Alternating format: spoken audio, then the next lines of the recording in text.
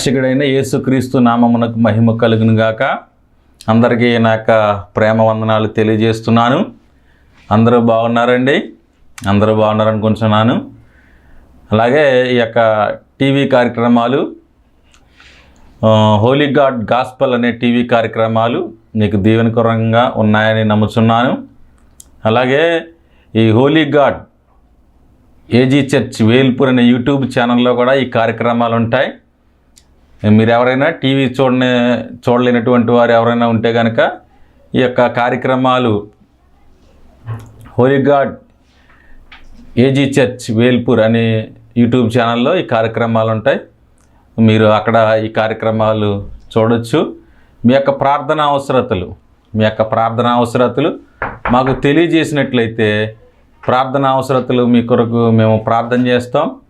మీరు మా ప్రార్థనా అవసరతలు మీరు పంపించినట్లయితే మాకు నెంబర్ ఉంటుంది, అది వాట్సాప్ నెంబరు. మీ ఫోన్లకి అన్నిటికి కూడా ఆ నెంబరు పనిచేస్తుంది. మీరు మాకు కాల్ చేయొచ్చు. స్క్రీన్ మీద కనపడుతున్నటువంటి అదే నెంబరు వాట్సాప్ నెంబరు. అన్నీ మీ ప్రార్థనా అవసరతలకి అన్నిటికి కూడా అదే ఒకటే ఫోన్ నెంబర్ కనుక మీరు మాకు ఫోన్ చేయొచ్చు. మీ యొక్క అభిప్రాయాలు, సలహాలు, సూచనలు, మీ ప్రార్థన అవసరతలు మాకు తెలియపరచవచ్చు. దేవుని యొక్క వాక్యాన్ని మనం చూసుకుందాం. 119వ కీర్తన మొదటి వచనం నుంచి మనం ధ్యానం చేద్దాం. యెహోవా ధర్మశాస్త్రం అనుసరించి నిర్దోషంగా నడుచుకున్న వారు ధన్యులు. దేవుని యొక్క ధర్మశాస్త్రాన్ని అనుసరించి నిర్దోషముగా నడుచుకున్న వారు ధన్యులు. దేవుని యొక్క వాక్యం సెలవిస్తోంది. దేవుని యొక్క ధర్మశాస్త్రం అనుసరించి నిర్దోషంగా నడుచుకునేవారు ధన్యులు. నిర్దోషంగా అంటే ఏ దోషము చేయకుండా నడుచుకునేవారు ధన్యులు. దోషం చేయకూడదు, ఎటువంటి దోషము చేయకూడదు. దోషం చేయకుండా మనం నిర్దోషంగా నడుచుకోవాలి. ఇక్కడ దేవుని వాక్యం సెలవిస్తుంది, యెహోవా ధర్మశాస్త్రం అనుసరించి నిర్దోషంగా నడుచుకునేవాడు ధన్యుడు. నిర్దోషంగా నడుచుకోవాలి. మనం ఇతరులకి మాదిరికరంగా, మంచిగా, ప్రేమ కలిగిన వ్యక్తులుగా మనం నడుచుకోవాలి. దేవుడు మనల్ని పిలిచింది అందుకే. మనము కయ్యోను వంటి వారమై ఉండరాదు. వాడు దుష్టుని సంబంధి. కయ్యోను తన తమ్ముడిని చంపివేశాడు. ఎందుకు చంపివేశాడు అంటే కయ్యోను అర్పణ పట్టుకెళ్ళాడు, హేబేలు అర్పణ పట్టుకెళ్తే దేవుడు కయ్యోను అర్పణని లక్ష్య పెట్టలేదు, కానీ హేబేలు అర్పణని దేవుడు లక్ష్య పెడితే అక్కడ కయ్యోను కోపం వచ్చేసి హేబేలును చంపివేసి అతన్ని ఎవరికీ తెలియదు అన్నట్టుగా వచ్చేసాడు. కానీ ఆ హేబేలు యొక్క రక్తము ఆ మొరపెట్టినప్పుడు దేవుడు అడుగుతాడు, కయ్యోను నీ తమ్ముడు ఎక్కడ ఉన్నాడు అని అడిగితే, నా తమ్ముడికి నేను కావలివాడినా అంటున్నాడు. దేవుని కన్నులకి మరుగైనది ఏది కూడా లేదు. మనం ఎవరినైనా మోసం చేయొచ్చు, మనుషులు ఎవరినైనా మోసం చేయొచ్చు, కానీ మనం దేవుణ్ణి మోసం చేయలేం. ఎవరినైనా మోసం చేయొచ్చు. మనం భార్యను మోసం చేయొచ్చు, తల్లిదండ్రులను మోసం చేయొచ్చు, పిల్లలను మోసం చేయొచ్చు, బంధువులు మోసం చేయొచ్చు, ఇరుగు పొరుగు వారిని మోసం చేయొచ్చు, మా ఆఫీస్లో పనిచేసేటప్పుడు ఎవరైనా యజమానిని మోసం చేయొచ్చు, పక్క వారిని మోసం చేయొచ్చు, ఎవరినైనా మోసం చేయొచ్చు, కానీ మనము దేవుణ్ణి మోసము చేయలేం. కాబట్టి మనం సరిగైన రీతిలో మనము నడుచుకోవాలి అని దేవుని వాక్యము సెలవిస్తుంది. ఎప్పటికప్పుడు దేవుడు నన్ను చూస్తున్నాడు, ఎవరు చూసినా చూడకపోయినా దేవుడు నన్ను చూస్తున్నాడు అనే విషయాన్ని మనం ఎప్పుడు జ్ఞాపకం చేసుకుంటూ ఉండాలి. ఇక్కడ నిర్దోషంగా నడుచుకోవాలి. నిర్దోషంగా ఎవడైతే నడుచుకుంటాడో వాడు ధన్యుడు. దేవుడు నన్ను చూస్తున్నాడు, నేను నిర్దోషంగా నడుచుకుంటాను, నేను ఏ పాపము చేయను, నేను నిర్దోషంగా నడుచుకుంటానని వాడు ధన్యుడు. ధన్యుడు అంటే భాగ్యవంతుడు, దేవుని యొక్క కృప పొందినటువంటి వాడు. ధన్యుడు అంటే అదృష్టవంతుడు అని కూడా మనం అనుకోవచ్చు. ధన్యుడు. కాబట్టి మనం మన జీవితాల్లో ఎప్పుడూ కూడా అలాంటి ధన్యకరమైన జీవితాన్ని మనం జీవించడానికి దేవుడు మనలను పిలిచాడు. దేవుడు మనల్ని పిలిచింది నిర్దోషంగా నడుచుకోవడం కోసమే. మనము అక్రమాలు చేయడం కోసము, లేకపోతే ఈ లోక సంబంధమైనటువంటి ధనాపేక్ష కలిగి ఇంకా ధనం కొరకు మనం పరుగులెట్టడం కోసం కాదు.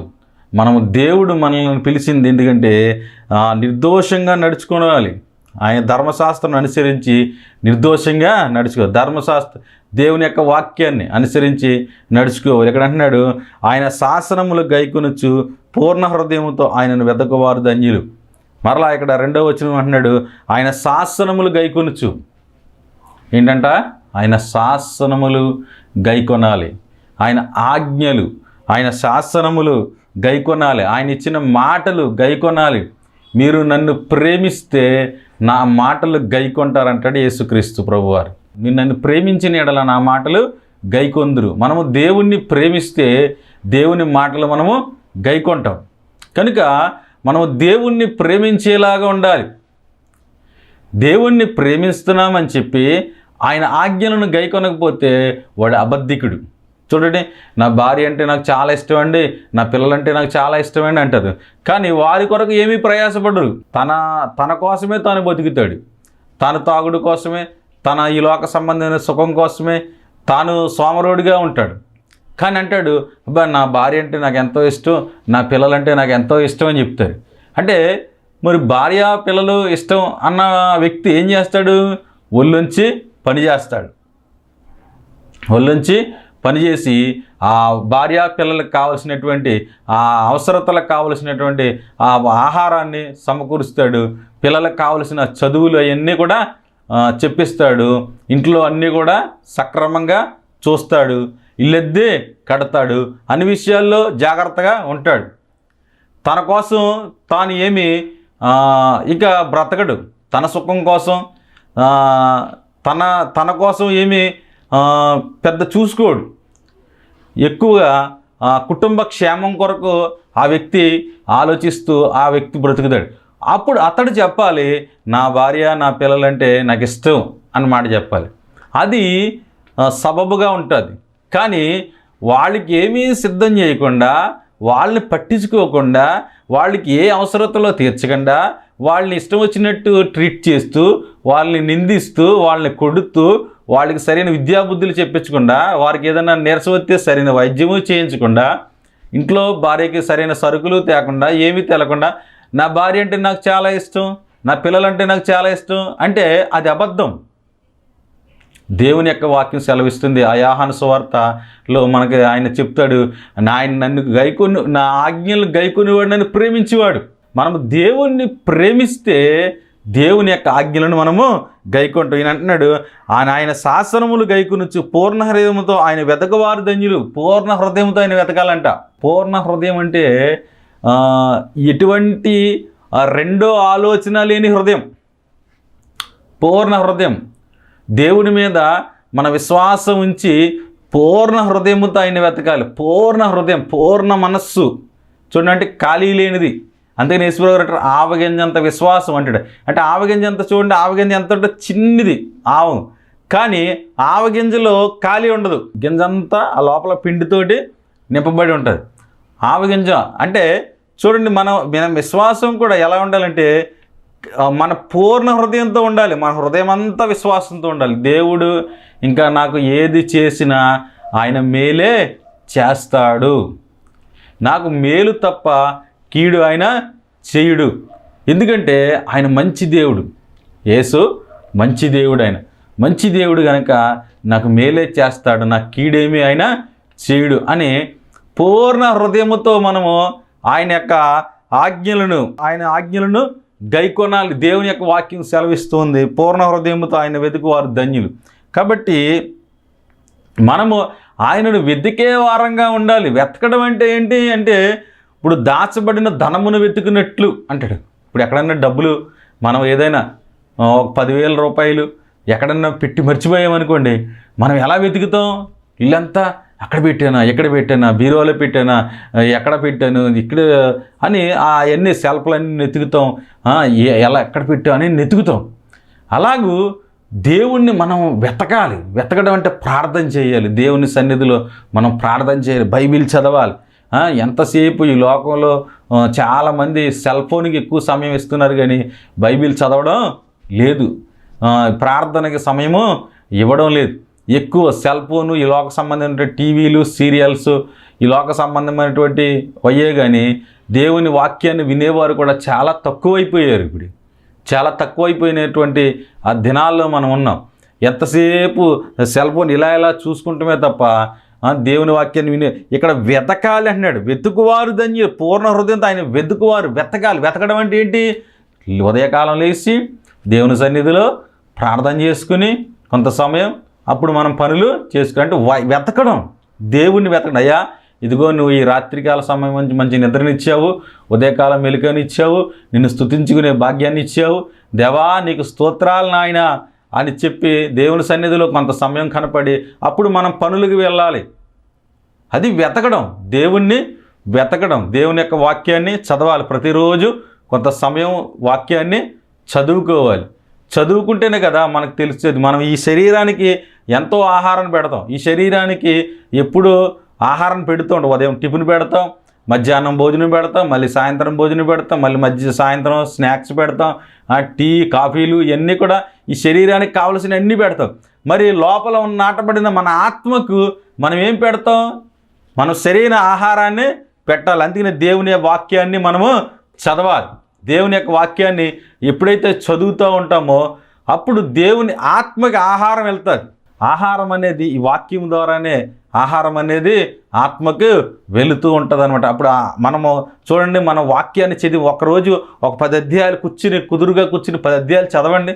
హృదయం ఎంతో వికసిస్తుంది, ఎంతో సంతోషం వస్తుంది, ఎంతో ఆనందం వస్తుంది, ఎంతో నెమ్మది, ఏదో సాధించేవన్న ఆనందం కలుగుతుంది మనకి. ఎప్పుడైనా అటువంటి ఆనందాలు కలుగుతున్నాయా మీకు? దేవుని వాక్యాన్ని క్రమంగా చదవండి. ప్రతిరోజు ఒక సమయానికి దేవుని వాక్యాన్ని చదవండి.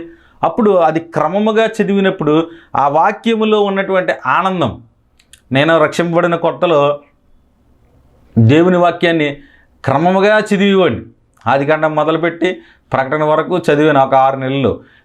చదివినప్పుడు నాకు తర్వాత ఏం జరిగింది తెలుసుకోవాలి, తర్వాత ఏం జరిగింది తెలుసుకోవాలి, తర్వాత ఏం జరిగింది తెలుసుకోవాలి అని నాకు ఆతృతగా ఉండేదన్నమాట. కొంచెం దురలవాట్లు నేను బానిసయ్యి జీవించాను కొంతకాలం. ఆ బానిసత్వంలో నుంచి వాక్యపు వెలుగులో నేను చూసుకున్నప్పుడు నాలో ఉన్నటువంటి ఆ బానిసత్వ అలవాట్లన్నీ కూడా తొలగిపోయినాయి. దేవుడు నన్ను ఎంతగానో బలపరిచి ఇంకా బానిసత్వం వైపు మళ్లించలేదు. ఇప్పటికి రక్షింపబడి 18 సంవత్సరాలు అయింది. ఈ 18 సంవత్సరాల నుంచి ఇక వెనకడుగు వేయకుండా దేవుని సన్నిధిలో నిలబడడానికి, పరిశుద్ధంగా జీవించడానికి దేవుడు నాకు సహాయము చేస్తూ ఉన్నాడు. కాబట్టి దేవుని యొక్క ఆ మాటలు మనము చదివితే అవి శక్తినిస్తాయి. దేవుని మాటలు చదివితే అవి బలాన్ని ఇస్తాయి. అందుకని వెతుకువారు ధన్యులు. వెతకాలి, దేవుణ్ణి వెతకాలంట. ఆయన మాటలను మనం వెతకాలి. ఎప్పుడు నిత్యము ఆయన వెతకుడి అన్న మాటలు కూడా మనకు కనపడతాయి. మనం దేవుడి సన్నిధిలో ఎప్పుడు కూడా వెతికే వారంగా ఉండాలి, ప్రార్థించే వారంగా ఉండాలి, వాక్యం చదివే వారంగా ఉండాలి, వాక్యం వినే వారంగా ఉండాలి. ఎప్పుడు మనం ఏదోటి దేవుని ఆలోచనలే ఆలోచిస్తూ ఉండాలి. దేవుని సంబంధమైన ఆలోచనలు మనకు ఏమీ లేకపోయినా మనము 92వ కీర్తనలు ఉంటుంది కదా, యెహోవాను స్తుతించటం మంచిది. అంటే నీకు అసలు ఏమీ లేకపోయినా దేవుణ్ణి స్తుతించడం అనేది మంచిది. అంటే మహోన్నతుడా నీ నామమును కీర్తించడం మంచిది. మనం దేవుణ్ణి స్తుతించే వారంగా ఉండాలి. అది వెతకడం. దేవుడిని వెతకడం అంటే దేవుణ్ణి ఎప్పుడు స్తుతిస్తాం, దేవుని ఎప్పుడు గుర్తు చేసుకుంటాం. ఆయన ఉన్నాడు, ఆయన నాకు సహాయం చేస్తాడు, ఆయన ఉన్నాడు, నాకు మేలు చేస్తాడు, ఆయనే నా కోట, ఆయనే నా కొండ, నాకు కలిగిన భయములన్నిటిలోంచి ఆయన విడిపిస్తాడు, ఆయన మంచి దేవుడు, నాకు సహాయం చేసే దేవుడు అని నిత్యము ఆయన వెతకాలి. పూర్ణ హృదయంతో ఆయన వెతుకువారు ధన్యులు. ఆయన వెతకాలి. ఎప్పుడు మన హృదయం, ఎప్పుడు మన హృదయ అంతరంగాలు ఎప్పుడు కూడా ఆయన వెతుకుతూ ఉండాలి.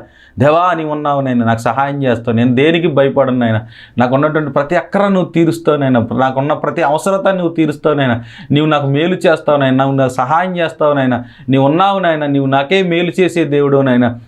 నా పరిస్థితులు ఒకవేళ ఇప్పుడు బాగోలేదేమో, ఇప్పుడు కృంగిన దశలో ఉన్నానేమో, కానీ నువ్వు తప్పకుండా ఒక దినాన్ని నాకు మేలు చేస్తావు, తప్పకుండా నన్ను రక్షిస్తావు, తప్పకుండా నాకు మేలు చేస్తావు, తప్పకుండా ఈ ఒడిదుడుకుల్లో నుంచి నన్ను పైకెక్కిస్తావు నాయన అని దేవుని వాక్యము ఎప్పుడు కూడా నిన్ను బలపరిచేదిగా ఉంటుంది. ఎప్పుడు కూడా నువ్వు విశ్వసించావంటే ఆ విశ్వాసాన్ని ద్వారా నువ్వు సమస్తాన్ని పొందుకుంటావు. ఇక్కడ అన్నాడు, వారు ఆయన మార్గమును నడుచుకునుచు ఏ పాపము చేయరు. నువ్వు ఎప్పుడైతే వెతికినప్పుడు ఆయన అంటున్నాడు, నువ్వు ఏ పాపము చేయకుండా వారు నడుచుకుంటారు.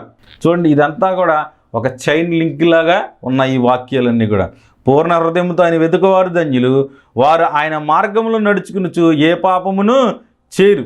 ఏ పాపమును చేయరు అంట. దేవుని యొక్క ఆజ్ఞలలో మనం నడుచుకుంటే కనుక ఏ పాపమును చేయమంట. దేవుని యొక్క ఆజ్ఞలు మనం నడుచుకునే వారంగా ఉండాలి. ప్రియ సహోదరి సహోదరులారా, దేవుని యొక్క వాక్యం ఎంతో గొప్పది. దీనికి మించింది ప్రపంచంలో ఏమీ లేదు. ఈ భూలోకంలో అత్యున్నతమైనది ఏదైనా వేల కోట్ల కోట్ల కోట్ల ధనము కంట బైబిల్ వాక్యం ఎంతో గొప్పది. దేవుని యొక్క వాక్యం ఎంతో గొప్పదనమాట. దీన్ని మనము ఎప్పుడు దీన్ని ద్వారా బలం తెచ్చుకుంటూ మనం ఉండాలి. పాపము చేయకుండా నువ్వు ఉండాలంటే నీ హృదయం, నీ యొక్క వాక్యము నీ మనస్సులో ఉండాలి. అందుకనే నీ ఎదుట నేను పాపము చేయకుండానట్లు నా హృదయంలో నీ వాక్యం ఉంచుకొని ఉన్నాను. అదే అధ్యాయం 11వ వచనం కనపడుతుంది. నీ ఎదుట నేను పాపము చేయకున్నట్లు నా హృదయంలో నీ వాక్యం హృదయంలో వాక్యం ఉంచుకుని ఉన్నాను. చూడండి, పరసలో డబ్బులు ఉంచుకున్నాను, లేకపోతే బ్యాంకులో డబ్బులు ఉంచుకున్నాను, లేకపోతే బంగారాలు పెట్టుకున్నాను, లేకపోతే కళ్ళజోళ్ళు పెట్టుకున్నాను, ఈ కారులో తిరుగుతున్నాను, బిల్డింగ్లో తిరుగుతున్నాను, బిల్డింగ్లో ఉంటున్నాను, లేకపోతే ఈ లోక సంబంధమైనటువంటి ఫ్లైట్లలో తిరుగుతున్నాను. ఇది కాదు. నీవు ఆయన వాక్యాన్ని నీ హృదయంలో ఉంటే నువ్వే పాపము చేయవు. దేవుని భయము నీకుంటే నువ్వే పాపము చేయవు అన్నమాట. ఇక్కడ అదే చెప్తున్నాడు ఇదే రాస్తున్నాడు. ఆయన మార్గములు నడుచుకునుచు వారు ఏ పాపము చేయరు. నీకు దేవుని భయము, దేవుని వాక్యము, ఆ వాక్యము నీ హృదయంలో ఉంటే కనుక నువ్వే పాపము చేయవు. దేవుడంటే భయం అనేది వస్తుంది.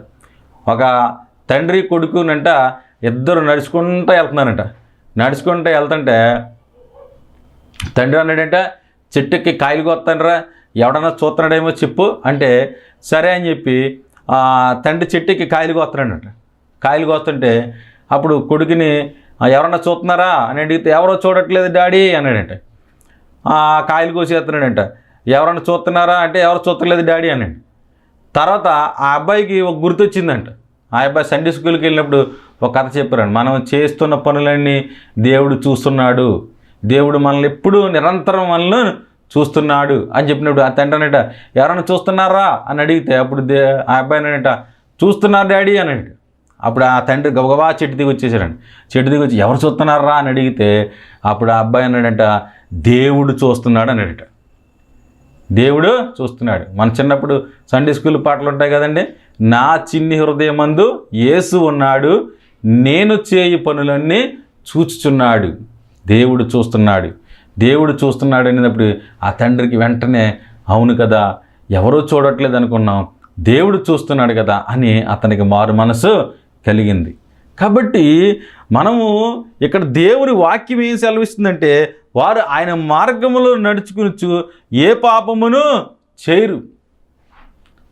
దేవుని మార్గాల్లో మనం నడుచుకుంటే కనుక ఏ పాపమును మనము చేయము, మనము దుష్కార్యాలు చేయము. దేవుని యొక్క ఆ భయము మనలోనికి వస్తే మనము ఎటువంటి దుష్కార్యాలు చేయకుండా మనం జీవిస్తాం. కాబట్టి యోసేపును చూడండి, ఐగుప్తు దేశంలో ఉన్నాడు, అక్కడ అన్నలు లేరు, తల్లి లేదు, తండ్రి లేడు, తనను ఎరిగినటువంటి బంధువులు లేరు, ఎవరూ లేనప్పటికీ ఆ పోతీఫర్ భార్య వచ్చి యోసేపుతో సైనించుము రమ్ము అని అన్నప్పుడు ఆయన అంటాడు దేవునికి విరోధంగా నేను ఇట్టి పాపమును చేయను అన్నాడు. ఆయన ఎవరికి భయపడ్డాడండి? ఎవరన్నా ఉన్నారా? ఈ రోజున మనుషులు ఎవరికే భయపడుతున్నారంటే అమ్మో ఆయన చూస్తాడు, ఇదిగో ఈయన చూస్తాడు, వారు చూస్తారు, తెలిసిన వారు చూస్తారు, లేకపోతే భర్త చూస్తాడు, లేకపోతే భార్య చూస్తారు, లేకపోతే పిల్లలు చూస్తారు, తెలిసిన వాళ్ళు చూస్తారు అని భయపడతారా? లేదా దేవుడు చూస్తున్నాడని భయపడతారా? యోసేపు అన్నాడు దేవునికి విరోధంగా. ఎవరికి విరోధంగా? దేవునికి విరోధం. నువ్వేం చేస్తున్నావో దేవుడు చూస్తున్నాడు. నువ్వు సెల్ ఫోన్లో ఏం చూస్తున్నావో దేవుడు చూస్తున్నాడు. నువ్వు ఈ లోక సంబంధంగా నువ్వు ఎలా బ్రతుకుతున్నావో దేవుడు నిన్ను చూస్తున్నాడు. ప్రతి క్షణము నిన్ను చూస్తున్నాడు దేవుడు నీ యందు చూసి నిన్ను సంతోషిస్తాడా? ఇక్కడ దేవుని యొక్క వాక్యం సెలవిస్తుంది, వారు ఆయన మార్గంలో నడుచుకునుచు ఏ పాపము చేయరు. వారు ఆయన మార్గాల్లో నడుచుకుంటే మనం ఏ పాపం చేయం. మీరు నన్ను ప్రేమించిన ఎడల నా ఆజ్ఞను గైకుంటారంటాడు యేసయ్య. మీరు నన్ను ప్రేమిస్తే మీరేం చేస్తారంట? మీరు ఆయన ఆజ్ఞలను గైకొంటారు. ఆ యోహాను పత్రిక ఒకటో యోహాను పత్రిక 5వ అధ్యాయం 3వ వచనంలో అక్కడ కనపడుతుంది, మనము ఆయన ఆజ్ఞలను గైకొనుటే దేవుణ్ణి ప్రేమించుట. దేవుణ్ణి ప్రేమించడం అంటే ఏంటంటే ఆయన ఆజ్ఞలను గైకొనడమే దేవుణ్ణి ప్రేమించుట. కాబట్టి మనం దేవుణ్ణి ప్రేమిస్తున్నాము అంటే ఆయన ఆజ్ఞలను గైకొనే వారంగా ఉండాలి. ఆజ్ఞలను గైకొనకుండా నేను దేవుణ్ణి ప్రేమిస్తున్నాను అని చెప్పడం అంటే అబద్ధం. యేసు ప్రభువు వారు అంటారు, ఎవడైతే నా మాటలు విని వాటిని చెప్పున చేయు ప్రతివాడు బండ మీద ఇల్లు కట్టుకుని బుద్ధిమంతుని పోలి ఉండును. ఎవడైతే నా మాటలు విని వాటి చెప్పిన చేయని ప్రతివాడు ఇసుక మీద ఇల్లు కట్టుకుని బుద్ధిహీనుడు పోలి ఉండు. అది చూడండి, మనము ఎవరిని మోసం చేస్తున్నామంటే మన ఇల్లు మనమే కట్టుకుంటున్నాం. కాబట్టి ఇతరులు మనం మోసం చేస్తున్నాం అనుకుంటాం, కానీ వాస్తవంగా ఇతరులు మోసం చేయట్లేదు. మనమే మన మేలు మన కీడు. అందుకని మోషే అంటాడు, మేము ఎదుట జీవమును మరణమును పెట్టాను, మీరు ఏది కావాలో అది కోరుకునండి ఇశ్రాయేలీయులారా అంటాడు. అలాగే మన జీవితాల్లో కూడా ప్రభువారు మనకు చెప్పేది ఏంటంటే, మీరు నన్ను వెతకండి, వాక్యాన్ని చదువుకోండి, పరిశుద్ధంగా జీవించండి, కాబట్టి మీరు ఏ పాపము చేయకుండా జీవిస్తారు. మనమేమో ఆయన వెతకకుండా, ఆయన వాక్యాన్ని చదవకుండా, ఆయన ఆజ్ఞలు పాటించకుండా మనకు దీవెనలు చేయాలనుకుంటాం. మనకు దీవెనలు రావాలంటే మనం ఆయన మాట వినాలి. ఇప్పుడు డాక్టర్ గారి దగ్గరికి వెళ్ళాం, నీకు జ్వరం వచ్చింది, డాక్టర్ గారి దగ్గరికి వెళ్ళాం, ఆయన అన్నాడు, ఇదిగమ్మా ఇది 3 పూట్ల ఈ సీసాలో ఉన్న మందు తాగు, ఇది మెడిసిన్ తీసుకో అని చెప్పాడు. నువ్వు ఆ మెడిసిన్ వెళ్ళావు, తీసుకొచ్చావు, కానీ ఆ సీసా ఓపెన్ చేయకుండా ఆ డ్రగ్ నువ్వు తాగకుండా నాకు జ్వరం తగ్గలేదు అంటే డాక్టర్ గారు ఏం చేస్తాడు? అలాగే దేవుని దగ్గరకు వచ్చావు, దేవుని మాటలే నువ్వు వింటున్నావు, విన్న మాటల ప్రకారం నువ్వు జీవించకుండా నాకు ఆశీర్వాదం రాలేదు, నాకు ఏ మేలు జరగలేదు, నా జీవితంలో ఏ కార్యము జరగలేదు అంటే దానికి అర్థమేమి లేదు. దేవుని దగ్గరికి వచ్చిన నీవు ఆయన చెప్పిన మాటల ప్రకారం నువ్వు జీవించడానికే ప్రయత్నం చేయాలి. ఎప్పుడు ప్రయత్నం మాత్రం మానకూడదు. ఒకవేళ ఎప్పుడన్నా పడిపోయినా మళ్ళీ తిరిగి లేవాలి. మన రోడ్డు మీద పడిపోతాం, ఇంకక్కడే ఉంటావా? రోడ్డు మీద పడిపోయిన నీవు ఆ రోడ్డు మీదే ఉంటావా? రోడ్డు మీద లేచి నువ్వు మరలా దులుపుకుని మరలా నీ ప్రయాణం నువ్వు కొనసాగిస్తావు. అలాగే ఆత్మీయ జీవితంలో నేను పడిపోమని చెప్పట్లేదు, దయచేసి తప్పుగా అర్థం చేసుకోకండి. పడిపోమని నేను చెప్పట్లేదు. ఒకవేళ ఎప్పుడైనా నువ్వు ప్రార్థన చేయలేదు, ఇంకా నీ జీవితంలో ప్రార్థన చేయను అనుకుంటావా? ఏదో సినిమా చూసావు నేను ఎలాగా సినిమాలు చూశాను కాబట్టి నేను ఎంతమాట సినిమా చూసేస్తాను అనుకుంటావా? నువ్వు తప్పు ఒప్పుకుని ఏదో అబద్ధం ఆడు, ఇంకా నేను ఎప్పుడు అబద్ధం ఆడతానే ఉంటాను అనుకుంటావా? అనుకోకూడదు. ప్రభువా నన్ను క్షమించు, నీతిమంతుడు 7 మారులు పడినను తిరిగి లెగుస్తాడు. నువ్వు నీతిమంతుడు అయితే, నీతిమంతురాలు అయితే వెంటనే తుడుచుకుంటావు, దులుపుకుంటావు, వెంటనే లెగిసి నువ్వు విశ్వాస జీవితాన్ని మరలా ప్రారంభిస్తావు, నూతనంగా ప్రారంభిస్తావు. అంతేగాని అందుకనే విశ్వాసులను దేనితో పోల్చాడు తెలుసా? గొర్రెలతో పోల్చాడు. నా గొర్రెలు నా స్వరము వినును. ఇప్పుడు చూడండి, గొర్రెకి బురద అంటుకుందనుకోండి, ఆ బురదని ఎలాగా అది బురదలో ఉండడానికి ఇష్టపడదు. ఒక గొర్రె పిల్లని తీసుకెళ్ళి బురద గుంటలో పడేయండి, అది బురదలో గుంటలో ఉండడానికి ఇష్టపడదు, అది బయటికి రావడానికి ఇష్టపడుతుంది, అది బయటికి రావడానికి ఇష్టపడుతూ ఉంటుంది. గొర్రె ఆ బురదలో ఉండడానికి ఇష్టం. కానీ ఒక పంది పిల్లని తీసుకెళ్ళి బురద గుంటలో పడేయండి, ఆ పంది పిల్ల ఆ బురదలోనే ఉంటుంది, ఆ బురదలో రావడానికి ఇష్టపడదు, ఆ బురదలోనే ఉంటుంది అది. అందుకనే దేవుడు మనల్ని గొర్రెలతో పోల్చాడు. నా గొర్రెలు నా స్వరము విను. దేవుని స్వరం ఎప్పుడు పరిశుద్ధతే, దేవుని స్వరం ఎప్పుడు విశ్వాసం, దేవుని స్వరం నిరీక్షణ, దేవుని స్వరం ప్రేమ, దేవుని స్వరం ఆత్మఫలాలు, దేవుని స్వరం ఎప్పుడు కూడా మనకి క్షమాన్ని తీసుకొస్తుంది. దేవుని స్వరం పాపము చేయమని పరిశుద్ధాత్మ ఎన్నడూ ప్రేరేపించదు. పాపము చెయ్యాలి అన్న ఆలోచన వచ్చిందంటే అది ఎప్పుడు దెయ్యం దగ్గర నుంచే, సాతాను దగ్గర నుంచే వస్తుంది. కాబట్టి మనం ఏ ఆలోచన ఎక్కడి నుంచి వచ్చిందన్న తెలుసుకోవాలంటే దేవుని యొక్క వాక్యాన్ని చదవాలి. కాబట్టి ఇక్కడ ఆయన వాక్యం సెలవిస్తుంది, వారు ఆయన మార్గంలో నడుచుకుని ఏ పాపము చేయరు, నీ ఆజ్ఞలను జాగ్రత్తగా గైకొనవలని నీవు మాకు ఆజ్ఞాపించి ఉన్నావు. నీవు మాకు ఆజ్ఞాపించావు. నువ్వు మాకేం చేసావు? ఆజ్ఞాపించావు. దేవుడు మనకు ఆజ్ఞాపించాడు. ఆయన మాటలు గైకొనాలి. దేవుడు మనకు ఆజ్ఞాపించాడు. మీరు అందుకని మోసే అంటాడు, మరణమును జీవమును మీ ఎదుట ఎడుతాను, మీరు ఏది కావాలో కోరుకోండి అన్నప్పుడు వారికి ఇచ్చాడు అవకాశం. దేవుడు అంటాడు, మీరు జీవాన్ని కోరుకోండి అంటాడు. మీరు ఎవరిని కోరుకోవాలి? జీవాన్ని కోరుకోండి అంటాడు. ఒక తండ్రిగా ఒక మంచి చెడు చెప్తాడు తండ్రి ఒక కుమారుడికి. కుమారుడా ఇది మంచి, కుమారుడా ఇది చెడు, కుమారుడా నువ్వు మంచిగా జీవించి జీవం వైపు నడుచుకో కుమారుడా అని తండ్రి కుమారుడికి చెప్తాడు. ఆ కుమారుడే నిర్ణయం తీసుకోవాలి. దేవుడు మనలను రోబోలుగా సృష్టించలేదు. దేవుడు మనకు స్వతంత్రాన్ని ఇచ్చాడు. స్వతంత్రం ఉంది మనకి. బందీలుగా సృష్టించలేదు దేవుడు. ఆదామును సృష్టించినప్పుడు దేవుడు ఎలా సృష్టించాడు తెలుసా? ఆదాము పండు తినొచ్చు, తినకుండా ఉండొచ్చు. అలాగూ దేవుడు మనకే ఫ్రీ గిఫ్ట్, ఫ్రీ విల్ అనేది ఇచ్చాడు. మనం పరిశుద్ధంగా జీవించవచ్చు, లేకపోతే పాపములోనూ జీవించవచ్చు. మనకే ఇష్టపూర్వకంగా దేవుడు ఆ ఫ్రీ విల్ ఇచ్చి దేవుడు మనలను గౌరవిస్తాడు. అంతేగాని మనల్ని కట్టేయలేదు. మనలను కట్టేసేసి మీరు అందరూ పరిశుద్ధంగానే బతకాలి అన్నట్టు పెడితే మనం అందరం రోబోలుగానే ఉంది.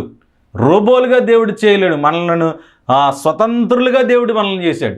దేవుడు మనకి ఫ్రీ గిఫ్ట్ అనేది మనకి ఇచ్చాడు. ఆ ఫ్రీ గిఫ్ట్ని మనము ఎలా వినియోగించుకుంటున్నామో మనం చూడాలి. ఈ రోజున నీకు ఇచ్చిన ఫ్రీ, ఇప్పుడు సెల్ ఫోన్ ఉంది, దాంట్లో మంచి వాక్యాలు వస్తాయి, చెత్త కూడా ఉంటుంది. ఆ చెత్త చూస్తావా నువ్వు? అంటే సెల్ ఫోన్ చెడ్డదా? నీకు చక్కగా డబ్బులు పంపించుకోవాలంటే పంపించుకోవచ్చు. వాట్సాప్లో ఏదైనా మంచి ముఖ్యమైన మెసేజ్లు పెట్టుకోవాలంటే పెట్టుకోవచ్చు. యూట్యూబ్లో వాక్యాలు వినాలంటే చక్కని వాక్యాలు వినొచ్చు. అందులో చెత్త కూడా ఉంటుంది. చెత్త కూడా నువ్వు ఏం చేసుకుంటావు? ఆ చెత్త కూడా చూసి పాడవుతావా? అలాగే దేవుని ఏం చెప్తున్నాడంటే నువ్వు పరిశుద్ధంగా జీవించు, యథార్థంగా పవిత్రంగా జీవించు అని దేవుడు చెప్తున్నాడు.